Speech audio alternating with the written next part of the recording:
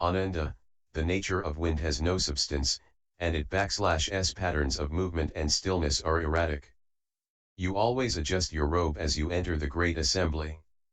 When the corner of your samgati robe brushes the person next to you, the air stirs against that person's face. Does that wind come from the corner of the kashayasish? Does it arise from emptiness, or is it produced from the face of the person brushed by the air? Ananda, if that wind came from the corner of the kashaya, then you would be clad in the wind, and your kashaya should fly off and leave your body. But my robe remains motionless and hangs straight down as I now speak Dharma in the midst of the assembly. Observing my robe closely, where is the wind in it? The wind could not be stored somewhere in the robe. If the wind arose from emptiness, why wouldn't there be a brushing motion even when your robe did not move? Since the nature of emptiness is constant, the nature of the wind should be too. And so when the wind stopped, emptiness should also cease to be. The lack of wind can be detected, but what would signify the disappearance of emptiness? If emptiness came and went, it wouldn't be emptiness. And since it is empty, how can it generate wind? If the wind came from the face-off person it brushed, it would blow upon you, too.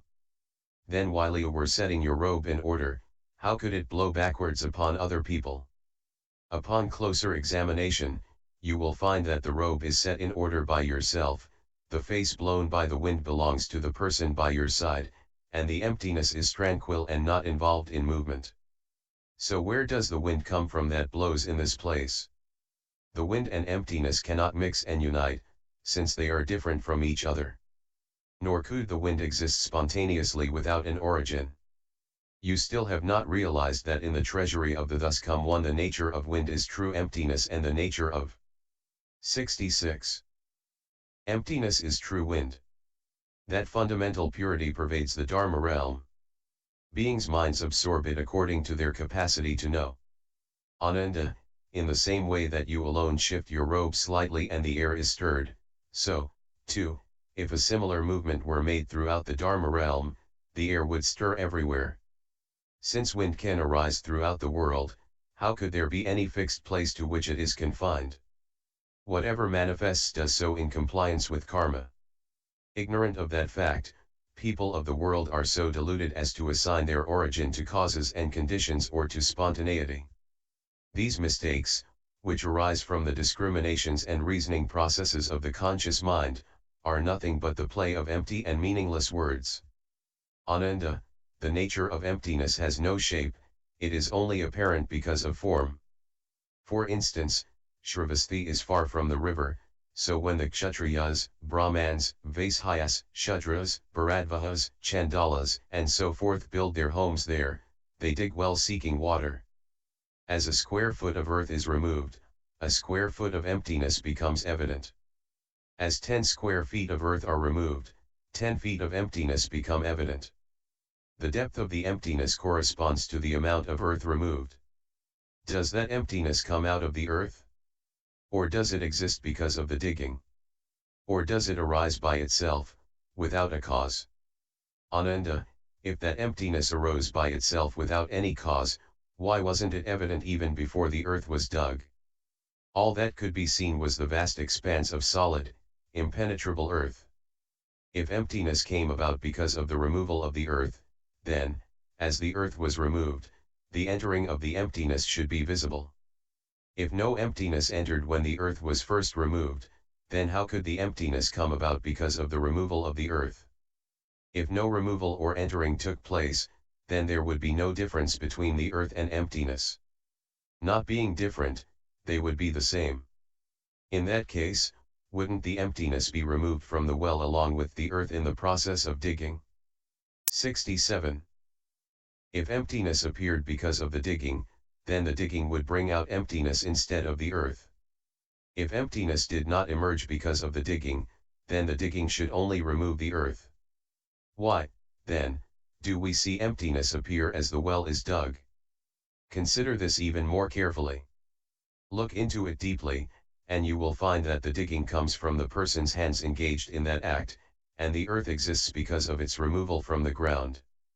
So what causes the emptiness to appear? The digging and the emptiness, one being substantial and the other insubstantial, are not compatible. They do not mix and unite. Nor could emptiness exist spontaneously without an origin. Although the nature of emptiness is completely pervasive and basically unmoving, you should know that emptiness, earth, water, fire, and wind are called the five elements. Their natures are true, perfectly fused, identical with the treasury of the thus come one, and neither come into being nor cease to be. Ananda, your mind is murky and confused, and you do not awaken to the fact that the source of the four elements is none other than the treasury of the thus come one. Is the emptiness you see subject to removal or entering, or is it not subject to removal or entering? You still do not realize that in the treasury of the thus come one the nature of enlightenment is true emptiness, and the nature of emptiness is true enlightenment. That fundamental purity pervades the Dharma realm. Beings' minds absorb it according to their capacity to know. Ananda, wherever there is an empty well, emptiness fills that well. The same is true of emptiness in the 10 directions. Since emptiness fills the 10 directions, how could there be any fixed place in which it was found? Whatever manifests does so in compliance with karma. Ignorant of that fact, people of the world are so deluded as to assign their origin to causes and conditions or to spontaneity. These mistakes, which arise from the discriminations and reasoning processes of the mind, are nothing but the play of empty and meaningless words. 68. Ananda, the seeing awareness does not perceive by itself. It depends upon form and emptiness for its existence. You are now in the Jita grove where you see the brightness of the morning and the darkness of the evening. Deep in the night you see brightness when the moon arises, and darkness are discerned by the seeing.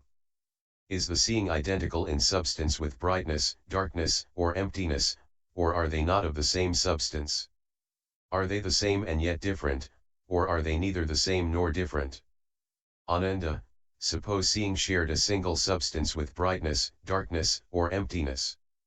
Darkness and brightness cancel each other out. When it is dark, there is no light; when it is light, there is no darkness. If seeing were one with darkness, it would cease to exist in brightness; if it were one with brightness, it would cease to exist in darkness. Since it would cease to exist, how could it perceive both brightness and darkness? If brightness and darkness differ from each other and that seeing has neither existence nor ceasing to exist, how can it be of the same substance with brightness and darkness? If the essence of seeing were not of one substance with brightness and darkness, and you were separate from light, darkness, and emptiness, then what shape and appearance would the source of the seeing have? In the absence of darkness, brightness, and emptiness, the seeing would be the same as fur on a tortoise or horns on a hare. How could there be seeing without the presence of the three attributes of brightness, darkness, and emptiness? How could the seeing be one with darkness and brightness, since they are opposites? Yet, how could it be different from these three attributes, since in their absence there would be no seeing? How could the seeing not be one with emptiness, since no boundary exists between them? But how could the seeing not differ from emptiness, since the seeing remains unchanged, regardless of whether it is perceiving brightness or darkness? Examine this in even greater detail, investigate it minutely, consider and contemplate it carefully. The light comes from the sun and darkness from the new moon, penetration belongs to emptiness, and solidity returns to the earth, so where does the 69. essence of seeing arise from? Seeing has awareness while emptiness is inanimate, they do not mix and unite. Nor could the essence of seeing arise spontaneously without an origin. If the natures of seeing, hearing, and knowing are pervasive and unmoving, you should know that the stable, boundless emptiness, together with the unstable elements such as earth, water, fire, and wind, are together known as the 6 elements. Their natures are true, perfectly fused, identical with the treasury of the thus come one, and fundamentally devoid of coming into being and ceasing to be. Ananda, your nature is so submerged that you have not realized that your seeing, hearing, awareness, and knowing are basically the treasury of the thus come one. Contemplate seeing, hearing, awareness, and knowing to see whether they are subject to coming into being and ceasing to be, whether they are identical or different, whether they are not subject to coming into being and ceasing to be, and whether they are neither identical nor different. You still do not realize that in the treasury of the thus come one the nature of seeing is enlightened brightness, the essence of enlightenment is bright seeing. That fundamental purity pervades the Dharma realm. Beings' minds absorb it according to their capacity to know. Just as the eye's capacity to see pervades the Dharma realm, so, too, do the capacities to hear, smell, taste, make contact, and know. All those capacities are glorious, magnificent qualities.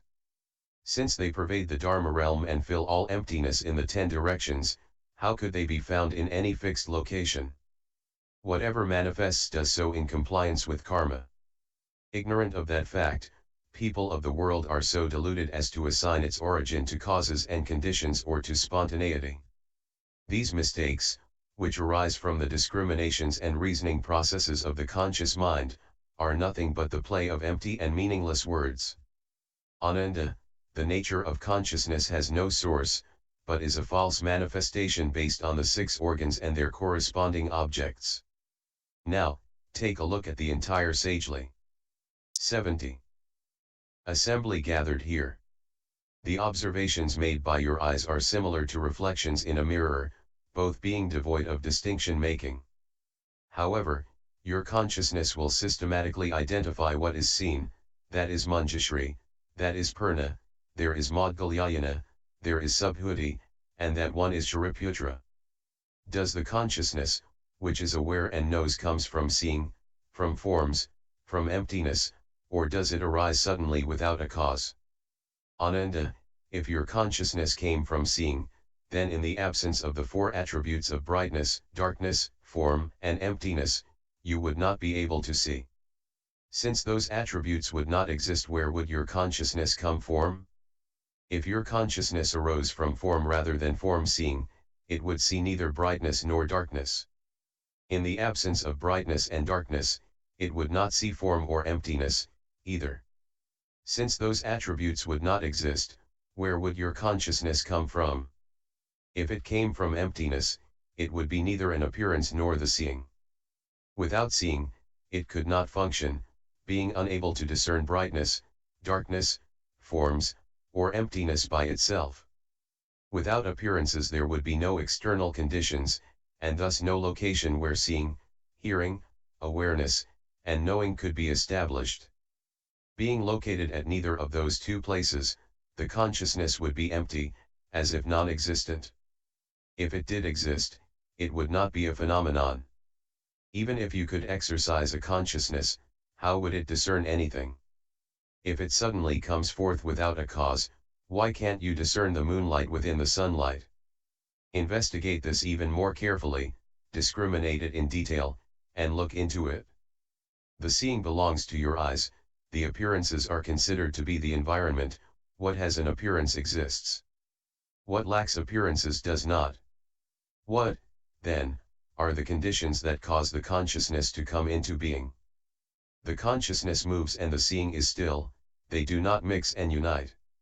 Smelling, hearing, awareness, and knowing are the same way. Nor could the condition of consciousness exist spontaneously without an origin. If the consciousness pertaining to the mind did not come from anywhere, the same would be true of the natures of the seeing, hearing, awareness, and knowing, which are all complete and tranquil and do not come from anywhere. They together with emptiness, earth, water, fire, and wind are together called the 7 elements. Their natures are true, perfectly fused, identical with the treasury of the thus come one, and fundamentally devoid of coming into being and ceasing to be. Ananda, your mind is coarse and shallow, and so you do not perceive that seeing, hearing, and the resulting awareness are treasury of the thus come one. Contemplate these 6 locations of consciousness to see whether they are identical or different, empty or existent, neither identical nor different, or neither empty nor existent. You still do not realize that in the treasury of the thus come one the nature of consciousness is bright knowing, enlightened brightness is the true consciousness. Wonderful enlightenment is tranquil and pervades the Dharma realm. It encompasses the emptiness of the 10 directions and issues forth from it. How could it have a location? Whatever manifests does so in compliance with karma. Ignorant of that fact, people of the world are so deluded as to assign its origin to causes and conditions or to spontaneity.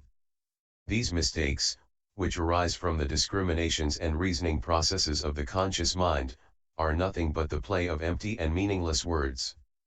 At that time, Ananda and the Great Assembly, filled with the subtle, wonderful instruction of the Buddha, the thus come one, experienced unhindered physical and mental peace.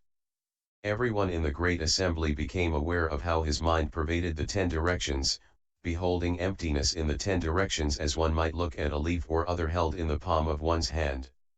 All mundane phenomena became the wonderfully bright primal mind of Bodhi. The essence of the mind became completely pervasive, containing the 10 directions. Each person regarded his physical body as being like a particle of dust blown about in the emptiness of the 10 directions, sometimes visible, sometimes not, or as being like a single bubble floating on the clear, vast sea, appearing from nowhere and disappearing into oblivion. Each person comprehended and knew personally the fundamental wonderful mind possessed by all as being eternal and never ceasing to be. They bowed to the Buddha and placed their palms together, having gone through this unprecedented experience. Then, before the thus come one, Ananda spoke verses in praise of the Buddha. The wonderfully deep Dharni, the unmoving honored one, the foremost Shurangama king is seldom found in the world. It dissolves away my inverted thoughts gathered through billions of eons, so I needn't endure asamkhya eons to obtain the Dharma body. I wish now to achieve the result and become an honored king, who then returns to save beings as many as Ganges sands. I offer this profound thought to all, whose numbers are like dust motes in Buddha lands, to repay the kindness shown me by the Buddha. Humbly I ask the world-honored one to certify my vow to come back to the 5 turbid evil realms, and as long as even one being has not yet become a Buddha, at death I will not enter nirvana. Exalted hero with awesome strength, great kindness and compassion, search out and dispel even the subtlest doubts, causing me to quickly attain the supreme enlightenment, and sit in way places in realms of the 10 directions. Were even the nature of emptiness to entirely melt away, this Vajra mind will never waver.